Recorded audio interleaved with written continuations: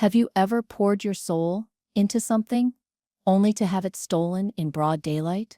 Have you ever been told you were family, right before they showed you the door? I have. And this is the story of how I built my masterpiece, watched it get ripped from my hands, and then calmly, quietly, and methodically, took it all back. If you've ever been underestimated, this one's for you.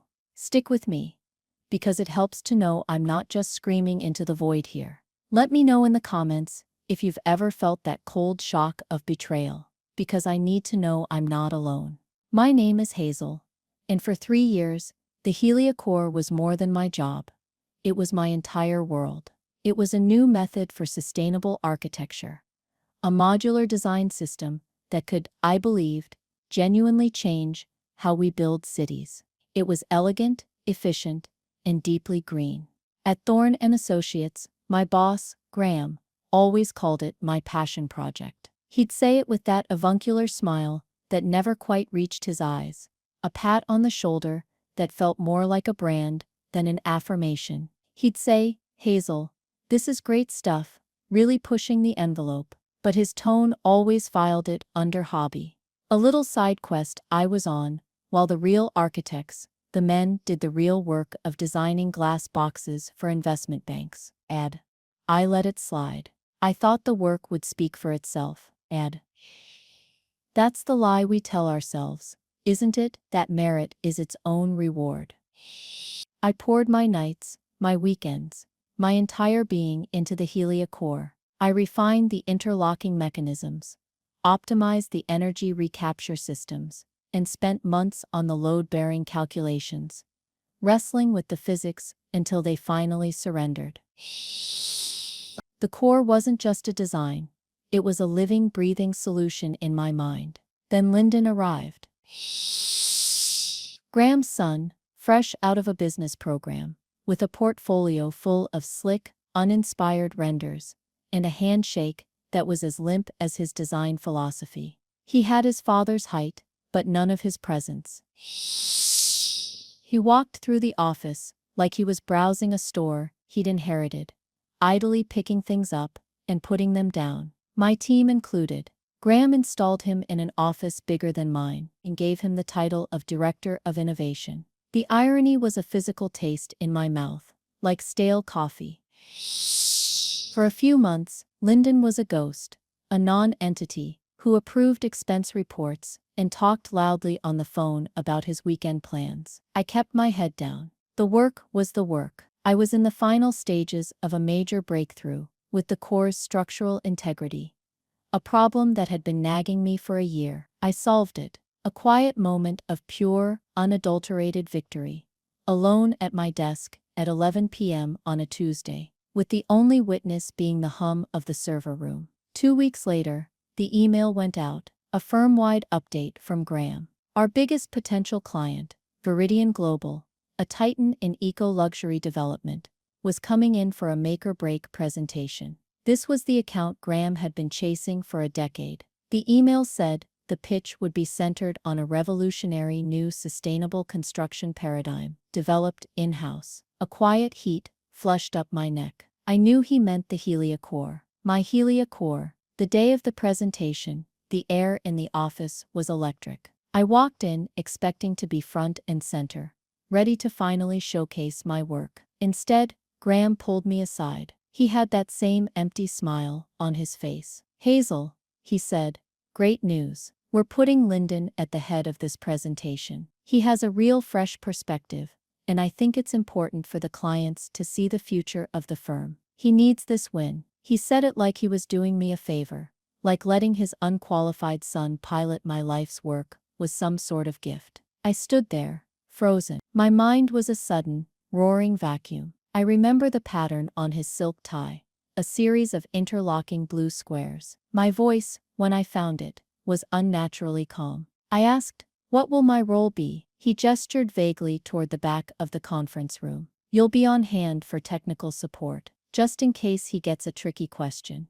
Just in case." It wasn't a demotion, it was an erasure. I was being relegated to a footnote in my own story. I walked into that glass-walled conference room and took a seat in the back, behind the coffee service. I watched Lyndon, wearing a suit that was too tight in the shoulders, stride to the front of the room. He had a deck of slides I'd never seen, but the images on them were mine. My renders, my schematics, my soul flattened into a PowerPoint presentation. Graham started the meeting. He spoke about vision, about legacy, about the bold new direction of Thorne and Associates. And then he said the words that shattered everything. I'm proud to introduce my son, Lyndon, who will be walking you through an innovation he personally developed, a project he has poured his heart into, something we call the Helia Core. The room applauded. The clients from Viridian Global, a sharp woman named Miss Alvarez and her team, leaned forward,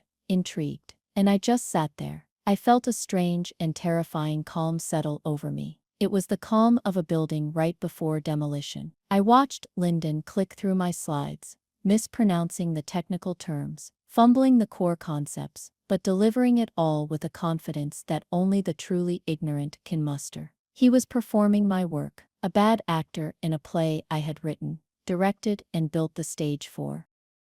He got to the slide on load-bearing capacity. He pointed to a number, a calculation I recognized, with a sickening jolt. It was from an early draft, a version of the core that I had discarded 6 months ago, a version with a flaw, a tiny, almost undetectable miscalculation in how the modular joints handle seismic and thermal stress simultaneously. It wasn't something a standard analysis would catch. It was a ghost in the machine, a structural gremlin I had spent 3 sleepless weeks hunting down and eradicating. And there it was, projected 12 feet high on the wall, presented as the pinnacle of his genius. They hadn't just stolen my work, they had stolen the broken version. The meeting ended. The clients were impressed. They were shaking Lyndon's hand, clapping Graham on the back. I slipped out of the room before anyone could speak to me, before the mask of professional composure could crack. I went back to my desk, packed my bag, and walked out. No one noticed. I was already a ghost. That night, I didn't cry. I didn't scream. I sat in my silent apartment, and for the first time in 3 years, I felt a different kind of energy. Not the creative fire of an architect, but the cold, dense gravity of a star about to collapse. It wasn't about revenge. I told myself that, over and over. It was about correction. It was about restoring a fundamental truth to the world. They had built their future on a flawed foundation, and I was the only one who knew it. A month later, I was formally pushed out in a sterile HR meeting. But they didn't know that the real work had already begun. They didn't know I had already submitted the real Helia Core, the perfected version, to the Sterling Prize for Architectural Innovation, the industry's most prestigious award, and the submission had been accepted. Our names were about to be side by side on the biggest stage in our world, and I was coming to the competition with the truth as my weapon. The month that followed was a blur of muted colors and the low-grade hum of dread. The betrayal didn't just sting, it rewired my entire professional reality. I was officially sidelined at the firm, a ghost haunting the hallways of a place I had once considered a second home. My projects were reassigned. My direct reports were told to loop Lyndon in on all communications. I was CC'd on emails about my own work, a spectator to conversations I used to lead. Graham avoided eye contact, offering me tight, pained smiles in the corridor, the kind you give a distant relative at a funeral. He was the architect of my professional demise, and he wanted me to appreciate the quiet dignity of the execution. One rainy Tuesday, I was called into a small windowless conference room. Just Graham and an HR representative I'd never met. The air was thick with the scent of cheap air freshener and corporate cowardice. Graham couldn't bring himself to say the words. He talked about restructuring, about new strategic alignments, about shifting priorities. It was a masterclass in using language to say nothing at all. He made it sound like my departure was an unfortunate but necessary evolution, like a forest shedding its dead wood. I was the dead wood. I let him finish his soulless soliloquy. I didn't argue. I didn't plead. I just sat there, my hands folded calmly on the table, and watched him. I saw the flicker of unease in his eyes. My silence was unnerving him. He expected tears, or anger, or a desperate plea for my job. I gave him nothing. When he finally petered out, the HR rep slid a thick folder across the table. The severance package. It was insultingly standard. A few weeks' pay, a non-disclosure agreement that was essentially a gag order, and a patronizing offer for career counseling services. I looked at the folder, then back at Graham. I said, "I'll have my lawyer review this." The word lawyers hung in the air, suddenly changing the temperature of the room. It was the first stone I had thrown, and they didn't even see it coming. He stammered, of course, just a formality, Hazel. We wish you the best." I stood up, walked out of the room, and never looked back. That night, the dam broke. I sat on the floor of my apartment, the city lights a distant, indifferent glitter through the window. The forced composure I had maintained for weeks finally crumbled, and it was ugly. It wasn't just about the job, or the money. It was the theft of identity. For 3 years, I wasn't just Hazel. I was the architect of the Helia core. It was my intellectual property, yes, but it was more than that. It was my answer to a question that had been burning in me for years. It was the culmination of a promise I had made to myself and to my mentor, Elias Vance. My mind drifted back. Flashbacks came in waves, sharp and painful. I remembered my first meeting with Elias, years before I joined Thorne and Associates. He was a legend in certain academic circles, a brilliant architect who had designed some of the most theoretically perfect sustainable buildings in the world, none of which were ever built. He was a purist, a visionary, who refused to compromise his ideals for commercial viability. He taught me that architecture wasn't about glass and steel. It was about symbiosis. A building should breathe with its environment, not dominate it. He had been my professor in grad school, a gaunt, fiery man with ink-stained fingers and eyes that saw the world in structural diagrams. I remembered sitting in his dusty, book-cluttered office. He'd once been a partner at a huge corporate firm, much like Thorne and Associates. He had developed a groundbreaking water reclamation system, something that could have provided drought-ridden cities with a new lease on life. His partners, he told me with a quiet, lingering bitterness, had patented a simplified, cheaper, and ultimately ineffective version of his design behind his back, pushed him out, and made a fortune selling a lie to municipal governments. They marketed his soul and gutted it for parts. He warned me, "Hazel, the corporate world is a meat grinder for visionaries. They don't want new ideas. They want profitable facsimiles of new ideas. Be a builder, but for God's sake, own your own tools." I hadn't fully understood the depth of his warning then. I thought I could be different. I thought I could navigate the system, that I could protect my work from within. I was wrong. Graham wasn't just my boss. He was a ghost of Elias's past, come to teach me the same brutal lesson. The Helia core was my attempt to prove Elias wrong, to build his ideals into a commercially viable reality. It was my tribute to him. He had passed away a year before I perfected the design, but his principles were embedded in its DNA. I remembered the late nights, hunched over my laptop, the faint smell of ozone from the overworked processor. I remembered the wall of my study, covered in sketches and equations, a chaotic map of my own mind. I recalled the exact moment I found the flaw in the load-bearing calculations. It was a Saturday. I had been running simulations for 72 hours straight, fueled by cold pizza and a gnawing sense that something was off. The standard models all said it was fine, that the integrity was 99.9%. But I knew, in my gut, that the 0.1% was where failure lived. The problem was thermal bridging in the primary load-bearing joints. The modular design relied on a series of interlocking components, and under the combined stress of a building's weight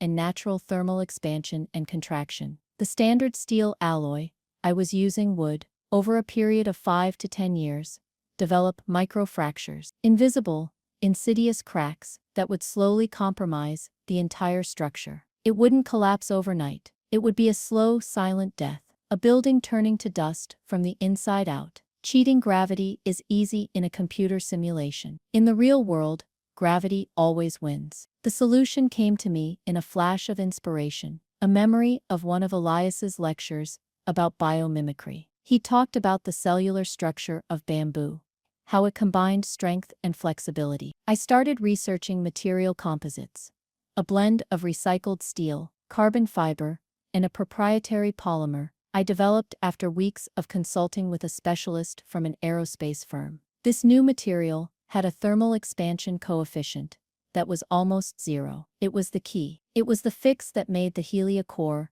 not just innovative, but safe, truly sustainable. I remember updating the master files, creating a new folder labeled Helia Core Vibird 2, one final, and feeling a profound sense of peace. That was the version I kept on a separate encrypted hard drive.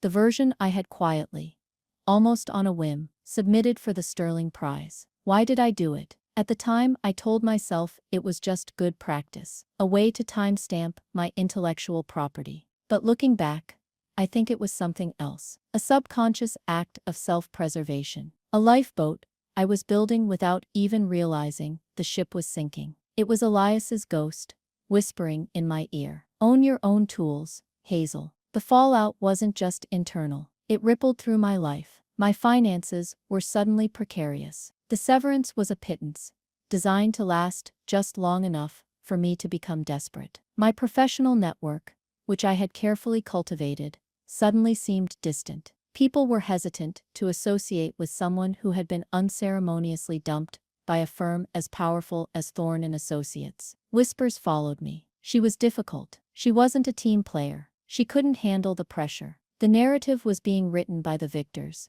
and I was being cast as the villain in my own tragedy. The lowest point came about 2 weeks after I was fired. I was sitting in my car, parked by the waterfront, watching the gray, churning water of the bay. My phone buzzed. It was a text from Maya, a junior architect at the firm. She was one of the few who had worked closely with me on the early stages of the Helia core. She was bright, talented, and fiercely loyal. The text was short. "They're building a physical model for a presentation. Lyndon is in charge. It's a mess. He doesn't understand the material specs. I'm so sorry, Hazel." Reading it, I felt a fresh wave of despair wash over me. They weren't just using my name. They were actively butchering my work, building a monument to their own incompetence with my stolen blueprints. I almost gave up then. I almost deleted the files, called my lawyer to accept the severance, and tried to find a job designing suburban strip malls. It would be easier. It would be safer.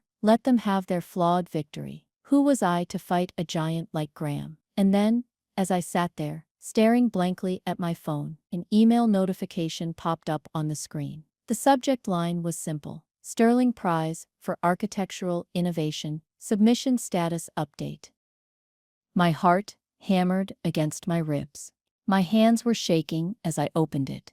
I had submitted the application months ago, long before the betrayal, and had completely forgotten about it in the ensuing chaos, and read the first line. "Dear Miss Corrigan, on behalf of the Sterling Prize jury, we are delighted to inform you that your project, Helia Core VIF 2.1, has been selected as one of the 3 finalists for this year's award." I read it again and again. The words seemed to shimmer on the screen. It wasn't just an acceptance, it was a validation, it was a lifeline, but it was the final paragraph that changed everything.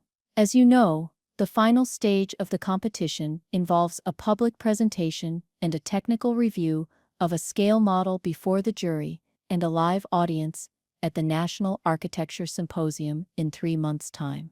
We were also intrigued to receive a separate, though similar, submission from Thorne and Associates for a project titled Helia Core. Following a review, the jury has deemed both submissions distinct enough in their technical specifications to advance as separate finalists.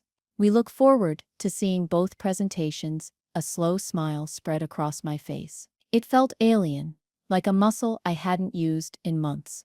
They had advanced both of us. They had, in their blind arrogance, submitted their flawed, stolen version to the exact same competition. They had unwittingly agreed to a public, head-to-head showdown. Graham and Lyndon were about to walk onto the biggest stage in our industry and present a ticking time bomb. And I was going to be standing right next to them, holding the disarm codes. The despair that had been choking me for weeks evaporated, replaced by something cold, sharp, and brilliantly clear. It was resolve, pure, uncut, and absolute. Elias Vance had lost because his opponents fought him in the shadows. Graham and Lyndon had made a fatal error. They had dragged my work and their lie into the brightest spotlight imaginable. The fight wasn't over.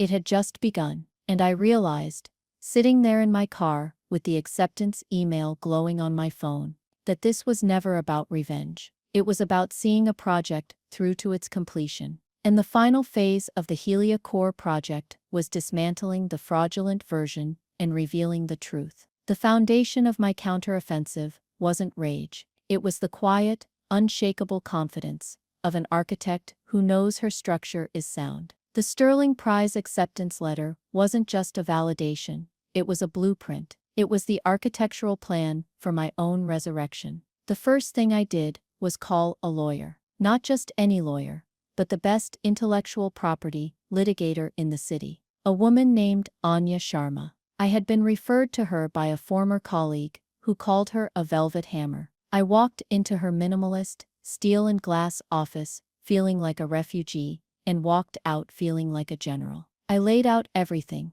The 3 years of work, the emails where Graham called it my passion project, the metadata on the design files that proved my authorship, and the critical difference between the flawed version they stole and the perfected VEF 2.1. Anya listened intently, her expression unreadable. When I was finished, she leaned back in her chair and said, "So, they not only stole your work, they stole the version that doesn't work, and are planning to showcase it at the industry's most prestigious awards ceremony." She didn't smile, but a glint in her eye told me everything I needed to know. This wasn't just a case for her, it was a work of art. Her first piece of advice was counterintuitive. Do not send a cease and desist. Do not alert them to the fact that you know they have a flawed design. Let them walk into the trap. Our position is not one of aggression, it is one of clarification. We will simply present the superior, final version of the design. The truth will do the heavy lifting. This became my mantra. It wasn't about tearing them down. It was about building my own case so solidly that their shoddy construction would collapse under its own weight. The next step was to formalize my existence. I couldn't compete as Hazel Corrigan, formerly of Thorne and Associates. I needed a banner. I used the last of my savings to incorporate. I called it Solara Structures. It was just me, a laptop, and a mountain of debt, but it had a name. It was real. Solara Structures became my war room, my sanctuary, and my laboratory. I started by preparing for the Sterling Prize presentation. This wasn't just about showing up with a better design. It was about presenting a narrative of evolution. I had to explain why V1 was superior without ever saying the words, because the version you're about to see from them is a catastrophic failure waiting to happen. This is where the depth of my foresight paid off. For years, I had kept meticulous, almost obsessive, records. Every simulation,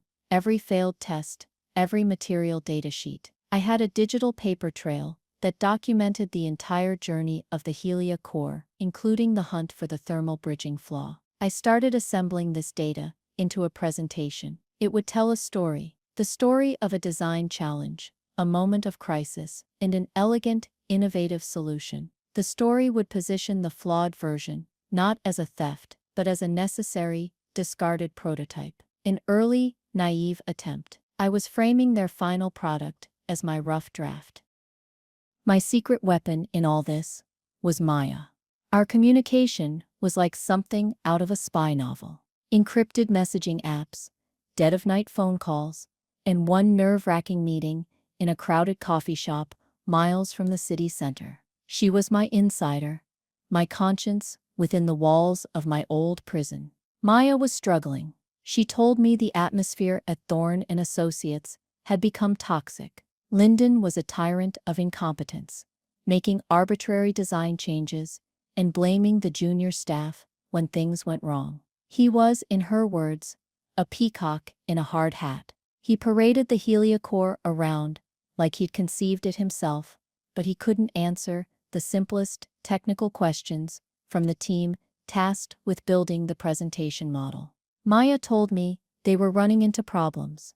The scale model for the Sterling Prize presentation wasn't just a visual aid, it had to be a functional load-bearing miniature.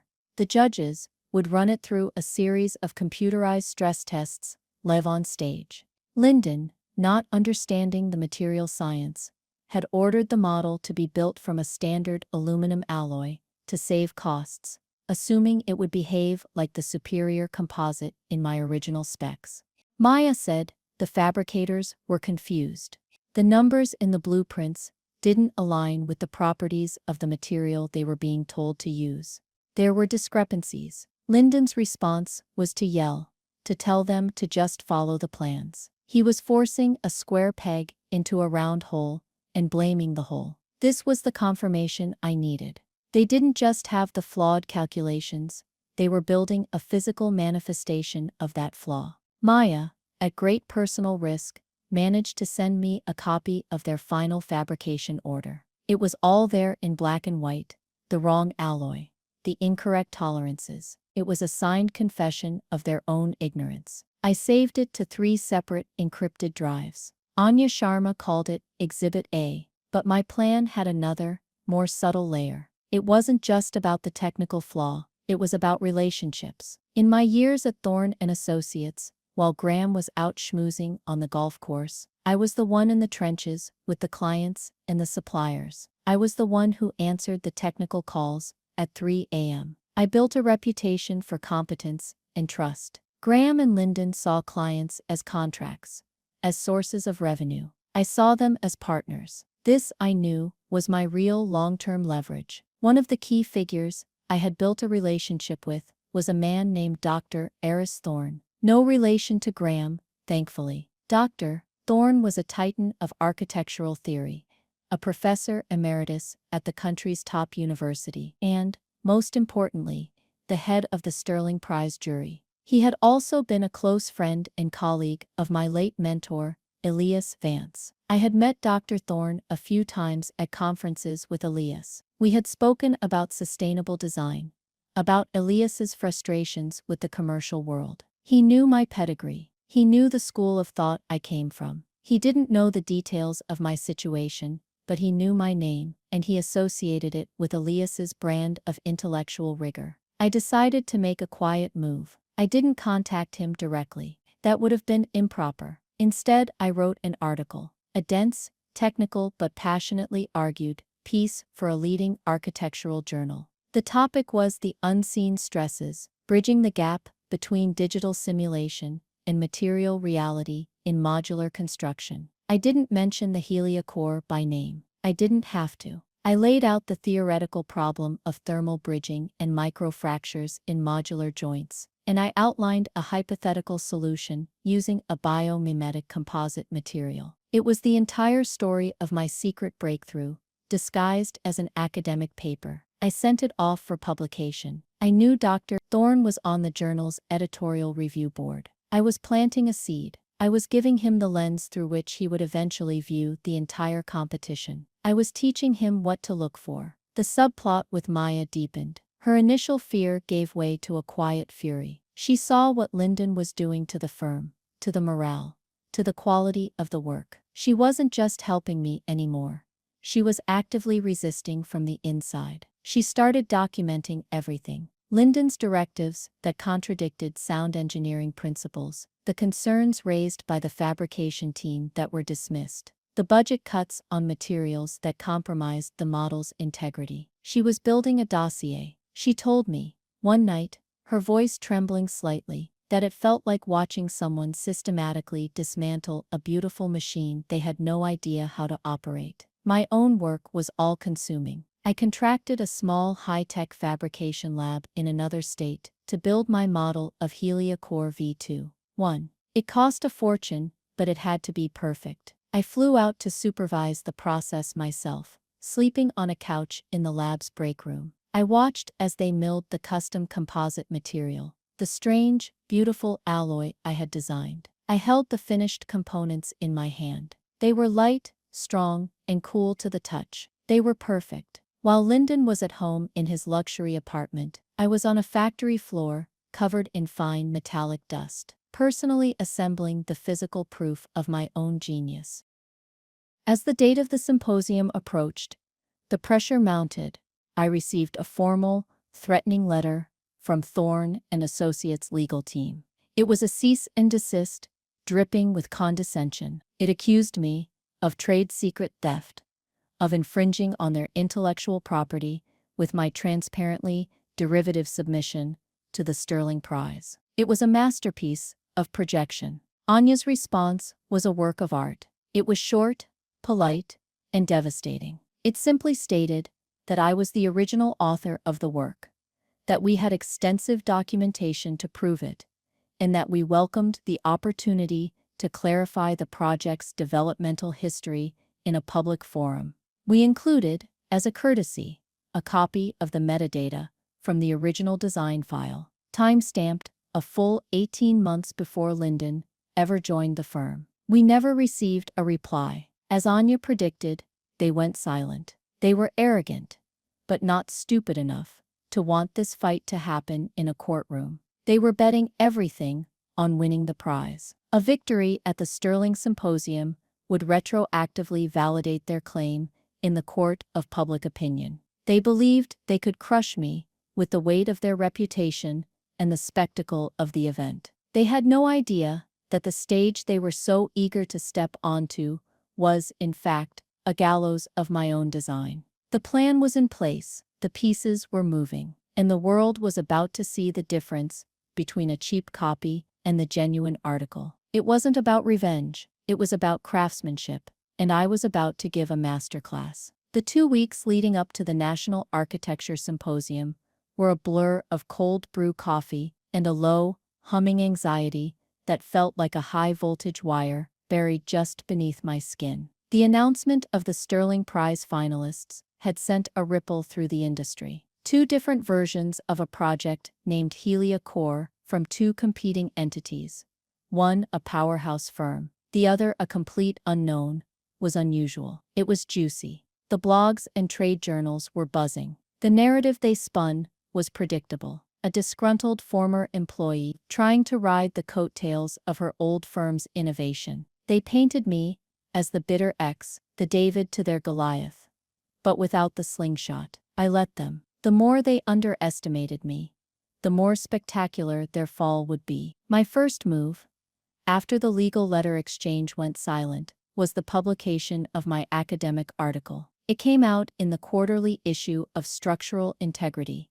the most respected journal in the field, just 10 days before the symposium. Anya called it airdropping intellectual ammunition behind enemy lines. The article, The Unseen Stresses, was dense, but the abstract was clear enough for even a non-engineer to grasp. Standard simulations are lying to you about modular construction, and here's the invisible physics they're missing. I didn't need to know for sure if Dr. Eris Thorne had read it. I knew men like him. They read everything. I had laid the theoretical groundwork. I had planted the seed of doubt. Then came the second, more direct move. My silent takeover began not with a bang, but with a whisper. A single, carefully worded email. The recipient was Miss Alvarez, the head of development at Viridian Global, the massive client Graham and Lyndon had pitched. I had her contact information from my time at the firm. It was a gamble. Contacting a former client could be seen as poaching. But my email wasn't a sales pitch. It was a professional courtesy. The subject line was simple. Regarding the Helia Core, the body of the email was just 3 sentences. Dear Miss Alvarez, I was the lead architect on the Helia Core project during my tenure at Thorne and Associates. I have since founded my own firm to continue my work on its next generation evolution. As you are a key stakeholder in the potential application of this technology, I thought you might be interested in the technical presentations at the upcoming Sterling Prize ceremony. where both versions will be showcased. Sincerely, Hazel Corrigan, founder, Solara Structures. It was bait. Clean, simple, and professional. It contained no accusations, it just presented a new fact. The person who actually built the thing was no longer with the company. It created a question mark so large in her mind that she would be compelled to find the answer. I hit send, and for a moment, I felt a surge of panic. Had I overplayed my hand? But the feeling was quickly replaced by a cold certainty. I had just armed the most important person in the room with curiosity. The panic on their side must have started subtly. A slow dawning dread. Maya was my eyes and ears. She told me that Lyndon had become obsessed with my finalist entry. He spent hours on the Solara Structures website, which was little more than a landing page with my name, a mission statement about next-generation sustainable architecture, and a link to my newly published article. According to Maya, he printed the article and brought it to Graham, his face pale. They had a loud, closed-door meeting. The yelling echoed down the hall. Lyndon, in his arrogance, couldn't comprehend that I had out-engineered him. He assumed I had somehow sabotaged their model. He ordered a complete diagnostic on their physical model, just days before they were due to ship it to the symposium. The fabricators, frustrated and under pressure, ran the tests. The results came back, showing minor stress anomalies around the joints, but nothing that would trigger a catastrophic failure alert in a standard, short-duration test. It was exactly what my research predicted. The flaw was a ghost. It only manifested over time, under sustained, real-world conditions.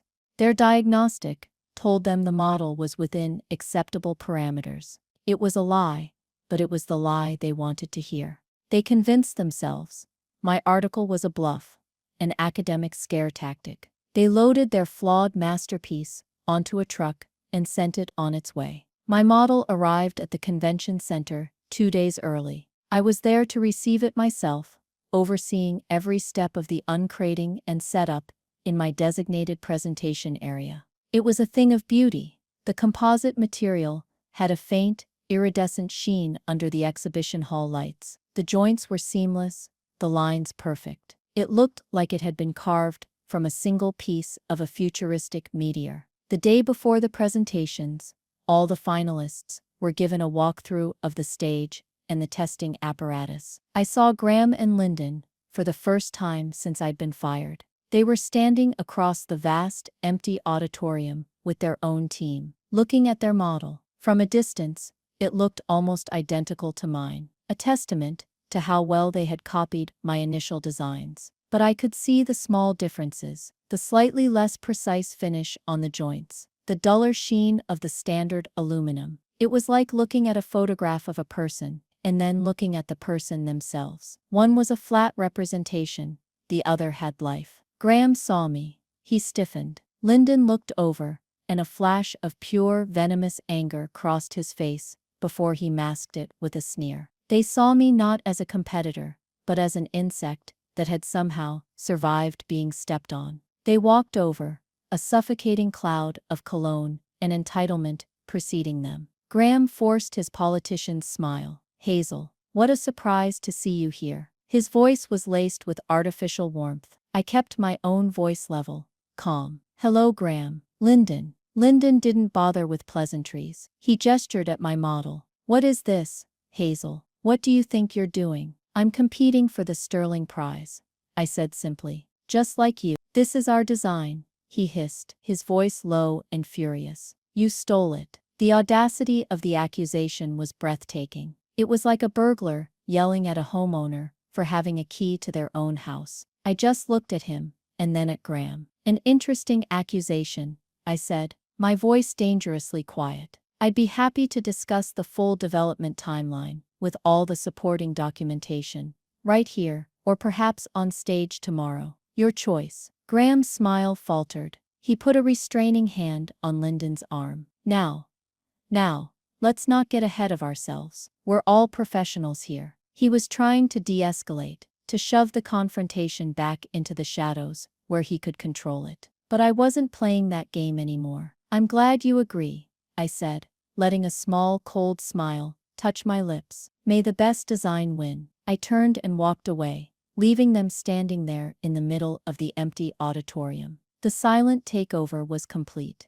They now understood they were not in control. They were no longer the authors of this story. They were just characters in mine, and their final scene was about to begin. The fear was now real. I could smell it on them, a faint, acrid scent underneath the expensive cologne. They were walking into the light, and they were beginning to suspect that the light was afire. The morning of the Sterling Prize presentations, the auditorium was packed. It felt like the entire world of architecture was holding its breath. The air was thick with anticipation and the low murmur of 1,000 conversations. I saw journalists, famous architects, CEOs, and in the third row, Miss Alvarez, from Veridian Global, her face a mask of intense concentration. She had come. My email had worked. She was here to see the truth for herself. I was backstage, in a small, sterile green room. I wasn't nervous. The feeling I had was something else.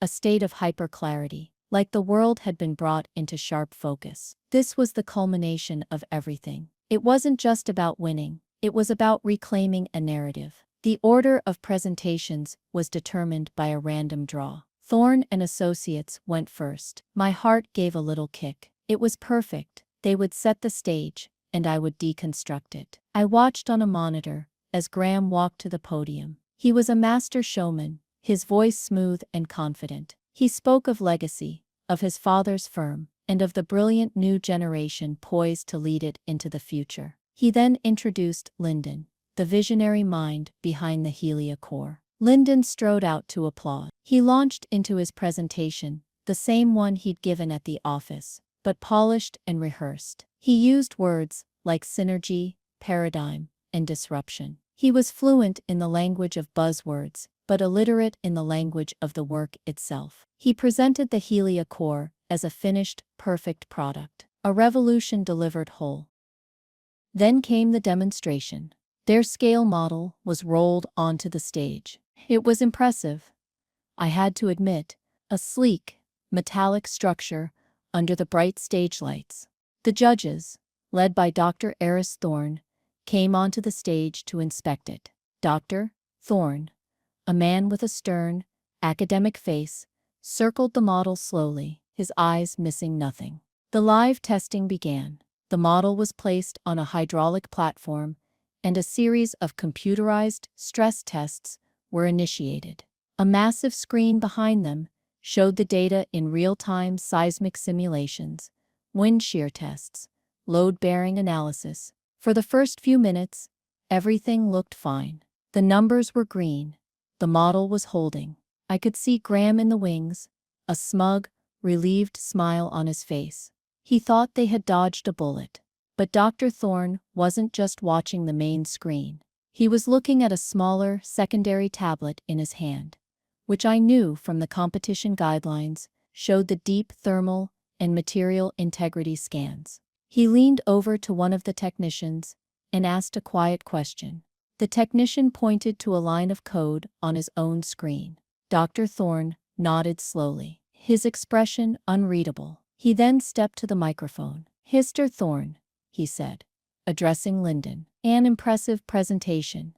I have a question about the material composition of the joints. Your schematics specify a particular composite, but the thermal signature we're seeing is more consistent with a standard aluminum steel alloy. Could you elaborate on your material choice and how it handles thermal bridging under sustained peak load?" The silence in the auditorium was absolute. It was the question, the kill shot. The one question in the entire world Lyndon could not answer because he didn't even understand it. Lyndon froze, a deer in the headlights of a 1,000-watt spotlight. He looked desperately toward his father in the wings. He stammered, "Well, the material it's a proprietary blend, designed for maximum strength and cost efficiency." Dr. Thorne's gaze was relentless. "Cost efficiency is one thing, Mr. Thorne. Structural integrity is another. My concern, based on these live readings and a recent paper I read on the subject, is that this particular alloy, under these load conditions, would be susceptible to microfractures over a 5 to 10-year lifespan. Have you run accelerated aging simulations to account for that? Lyndon was speechless. He was completely out of his depth. He looked like a man who had been asked to explain quantum physics in a language he didn't speak. Graham started to walk onto the stage, to intervene, but a jury member held up a hand to stop him. This was Lyndon's presentation, his moment of genius. Just then, as if on cue, a small red warning light began to flash on the main data screen. It was subtle at first. A single line of data, under joint integrity, had flickered from green to yellow. The test, designed to simulate years of stress in minutes, was beginning to find the ghost in their machine. The flaw was making itself known. A wave of murmurs swept through the audience. People were pointing at the screen. Miss Alvarez from Viridian Global leaned forward, her eyes narrowed, fixed on that single yellow line. The power in the room was shifting, like the tide turning. The confidence was draining from Graham's face, replaced by a mask of dawning horror. They were losing control. Their perfect narrative was cracking. Right there, in front of everyone. Dr. Thorne, with impeccable timing, ended the segment. "Thank you, Mr. Thorne. Very illuminating." He said the word illuminating with the precision of a surgeon making an incision. Lyndon practically fled the stage. Then it was my turn. The announcer called my name, and the name of my new firm, Hazel Corrigan, of Solara Structures, presenting HeliaCore version 2.1. I walked onto the stage, into the warm wash of the lights. I felt calm. My model was rolled out next to theirs. Side by side, the difference was subtle but undeniable. Mine seemed to absorb the light.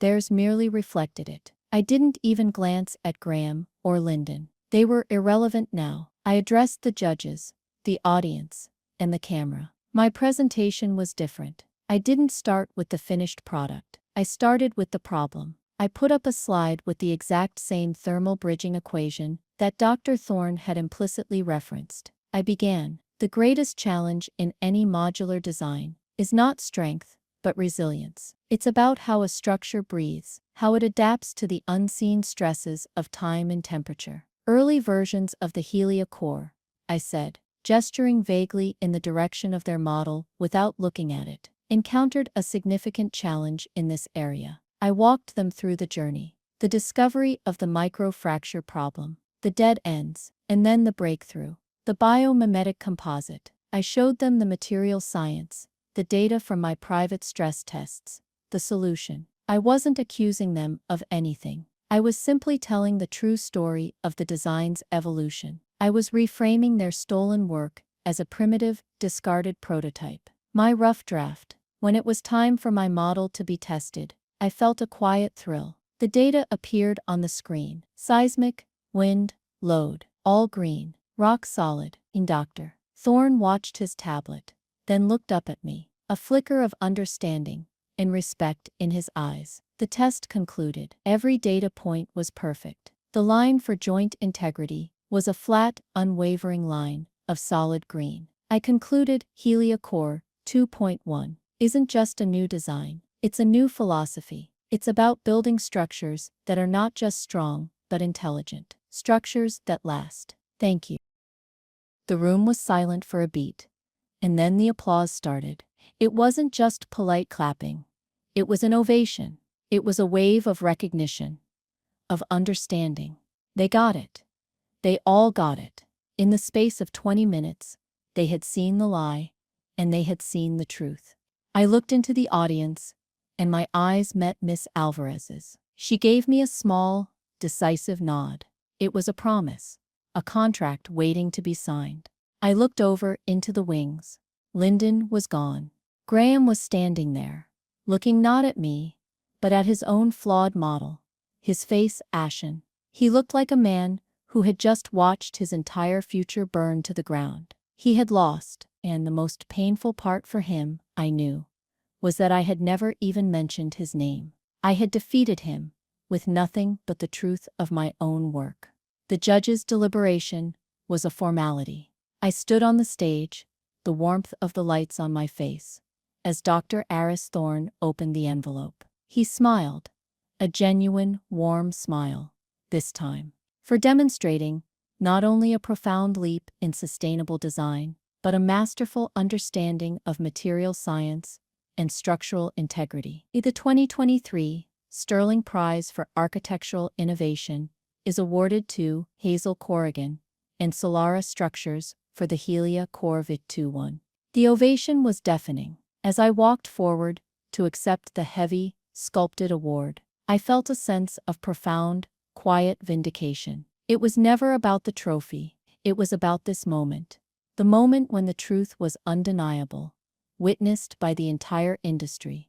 I held the prize, a cool, solid weight in my hands, and I thought of my mentor, Elias. I had taken his ideals, and I had given them a foundation that could not be broken. The aftermath was immediate and decisive. As the applause died down and people began to flood the stage, the first person to reach me was not a well-wisher or a journalist, but Miss Alvarez from Viridian Global. She cut through the crowd with a purpose that was unmistakable. She shook my hand firmly. "Miss Corrigan," she said, her voice crisp and clear over the din. "That was not just a presentation, it was a masterclass. My team and I will be in touch on Monday. We need to talk about using the real Helia core for our new resort project in Costa Rica." And just like that, the biggest client in the industry, the one Graham had sacrificed my career for, was mine. I saw Graham across the stage. He was being cornered by a journalist from a major trade publication, a man known for his sharp, unforgiving questions. Graham looked like a ghost, his face pale and slick with sweat. He was trying to deflect, but the damage was done. The story was too good, too damning. The visual of the two models, the public failure of his son, the quiet, surgical precision of my presentation. It was an open and shut case in the court of public opinion. He had been exposed, not as a thief, but worse, as a fool who had championed a flawed, inferior product. The confrontation I had both dreaded and anticipated came 10 minutes later. I was talking to Dr. Thorne, who was congratulating me on the elegance of my solution. "Elias would have been so proud, Hazel," he said, and that meant more to me than the award itself. I saw Graham approaching out of the corner of my eye. He had managed to shed the journalist and was now making a beeline for me, his face a grim mask of desperation. He waited until Dr. Thorne moved away. "He was on me, Hazel,"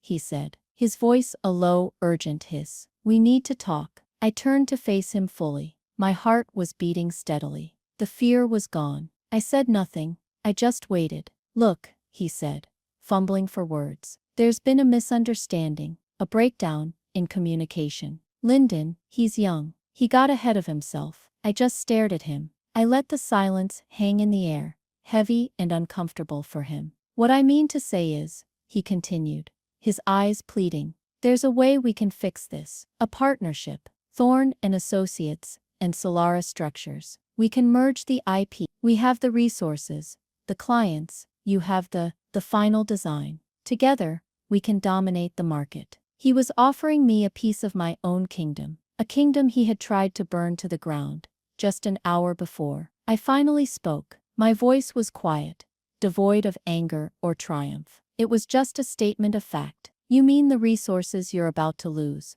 when Viridian Global signs with me, or the clients who just watched you champion a fundamentally flawed design on a global stage?" His face fell. The last of his bluster deflated. He saw that I saw everything. The game was over, and he had no moves left. "It was never your design to give away, Graham," I said. "And it's not mine to sell. The work is the work. You taught me that. Or rather, you taught me the value of it." I then used his own words against him, the ones that had echoed in my mind for months. "You called it my passion project," I said, my voice still level. "You were right. It was, and my passion is for getting the details right. You should have paid more attention to the details." I didn't raise my voice. I didn't need to. The words landed with the quiet finality of a coffin lid closing. I held his gaze for a moment longer, letting him see that there was nothing left to negotiate. Then, I turned and walked away, leaving him standing alone in the middle of a celebrating crowd,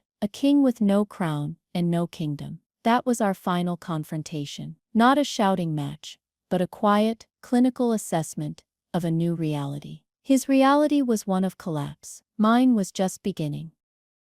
The news came a week later, not through the grapevine, but in a press release. The Thorne and Associates was undergoing a major leadership restructuring. Graham was stepping down to pursue other opportunities, the classic corporate euphemism for being unceremoniously fired.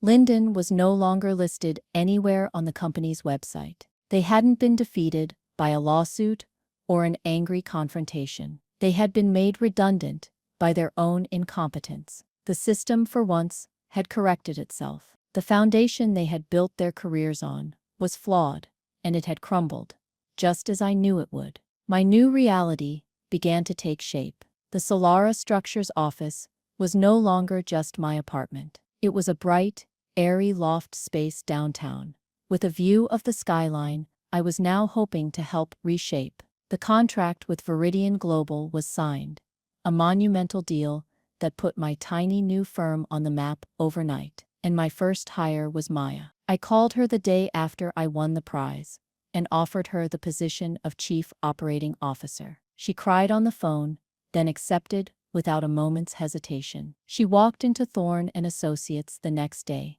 gave her 2 weeks' notice, and walked out with her head held high. She told me later that the office felt like a morgue. The life had gone out of it. We started to build. We hired a small, brilliant team of engineers and designers, people who were drawn to the mission, to the idea of building something that mattered. Our office wasn't filled with the noise of politics and ego, but with the quiet, focused hum of creation. It was a place where the work was the only thing that mattered. This whole journey, this whole painful, clarifying ordeal, taught me something fundamental. For years, I believed that if I just worked hard enough, if my work was good enough, I would eventually be recognized. I waited for a seat at a table that was never meant for me. The betrayal was brutal, but it was also a gift. It forced me to stop asking for a seat and to start building my own table. And that's the real moral of this story. It's not about revenge. I stand by that.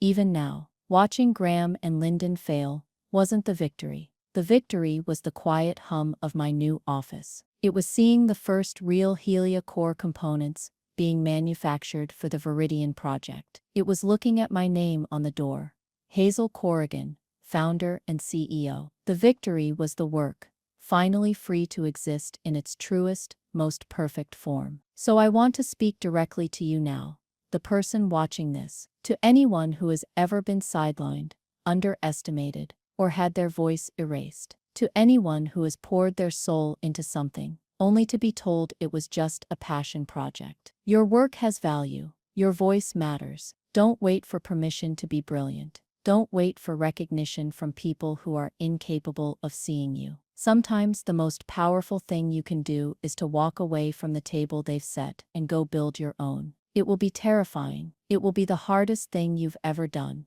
but the foundation will be yours. The blueprint will be yours, and the view from the top will be something they can never take away from you. Thank you for listening to my story. If it resonated with you, if you've ever felt that fire of injustice and fought to build something better, please like this video and leave a comment below. Share your own story, because these are the conversations we need to be having. And if you want to see more stories about turning betrayal into a blueprint for success, make sure you hit that subscribe button and ring the bell. It really does help to know that we're all in this together, building our own structures, one true story at a time.